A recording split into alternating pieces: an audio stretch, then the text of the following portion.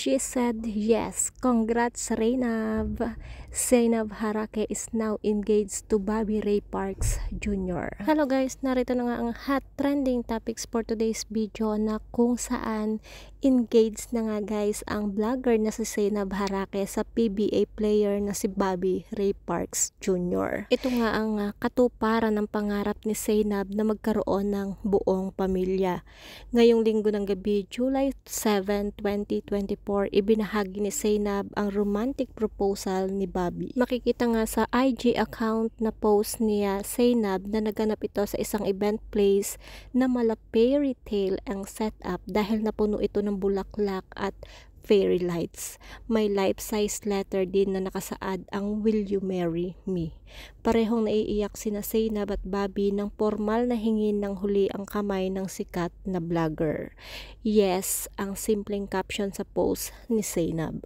Sa vlog nga guys ni Zainab ay nakapost din ang behind the scenes ng preparasyon ni Bobby Parks para sa proposal.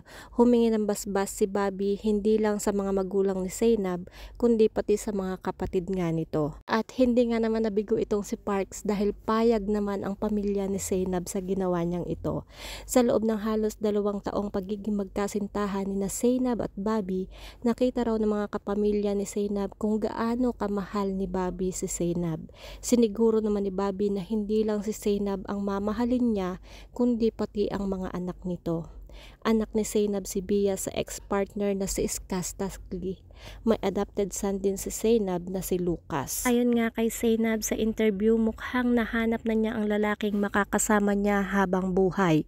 Matatandaan na dumaan din sa pagsubok ang dalawa matapos madawit sa isang kontrobersyal ang kanyang boyfriend na si Ray Parks sa anak nitong si Bia.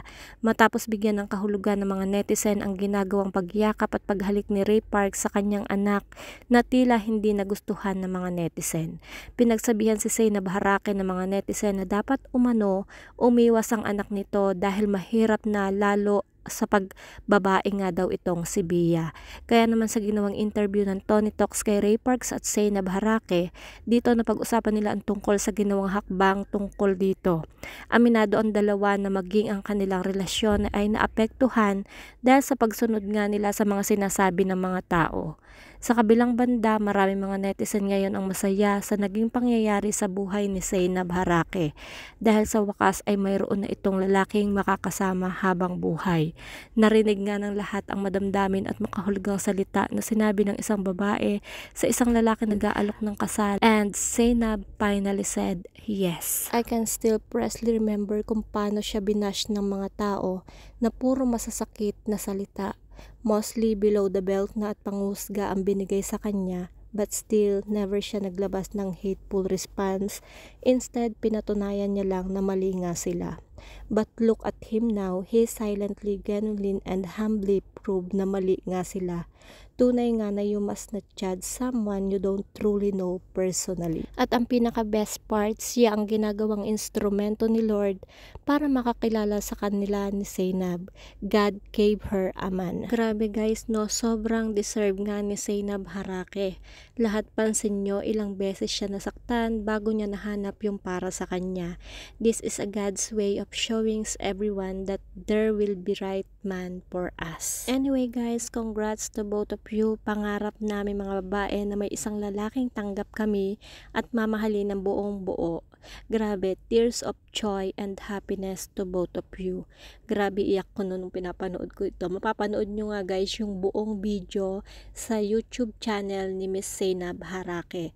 Sobrang maiiyak talaga kayo habang pinapanood nyo. Parang hindi matapos-tapos na congratulations guys, no? Feeling ko kasi ako yung pinag-proposan. Anyway, congrats. Deserve nyo parehong isa't isa. Salute you, Ray Parks. Truly a gentleman and a true Christian. So that's it guys. Sabay-sabay nating i-congratulate itong si Ray Parks and itong si Zainab Harake. Kayo, ano ang inyong mga masasabi? Kinilig din ba kayo? Just comment down below. At kung hindi pa kayo nakasubscribe sa aking YouTube channel, kindly hit the notification bell, like and share. Maraming salamat and God bless.